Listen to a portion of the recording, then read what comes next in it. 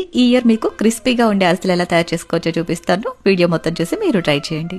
ముందుగా అరిసెలు ప్రిపేర్ చేసుకోవడానికి రేషన్ బియ్యం వాడుతున్నట్టయితే 24 గంటలు, సన్న బియ్యం వాడుతున్నట్లయితే 48 గంటల పాటు నానబెట్టుకుని నీళ్ళు లేకుండా వడకట్టి కాసేపు ఆరబెట్టుకుని వీలైనంత మెత్తగా గ్రైండ్ చేసి పిండిని జల్లించి ఆరిపోకుండా ఒత్తిపెట్టుకోవాలి. అరిసెలకి బెల్లం కొలత వచ్చేసి కేజీకి 3/4 కేజీ, 2 కేజీలకైతే కేజీన్నర పడుతుంది.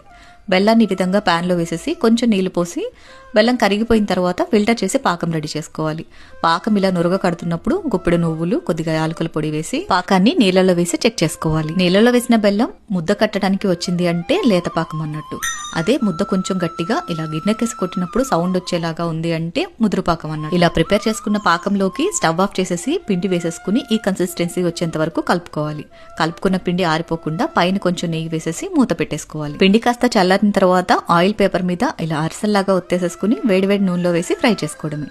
ఒకవైపు కాలిన తర్వాత రెండో వైపుకి జాగ్రత్తగా ఫ్లిప్ చేసుకుని మంచి కలర్ వచ్చిన తర్వాత జాలి గరిటెలతోటి నూనె మొత్తం ఒత్తేసి తీసుకున్నారంటే ఎంతో టేస్టీగా ఉండే అరిసెలు రెడీ. ఈ అరిసెలు పైన క్రిస్పీగా లోపల సాఫ్ట్ గా చాలా బాగుంటాయి. తప్పకుండా ట్రై చేయండి. మరి మీకు ఎలాంటి అరిసెలు అంటే ఇష్టమో కామెంట్ చేయండి. వీడియో నచ్చితే లైక్ చేయండి. నెక్స్ట్ ఎలాంటి రెసిపీస్ చూడాలి అనుకుంటున్నారో ఫాలో చేసి కామెంట్ చేయండి.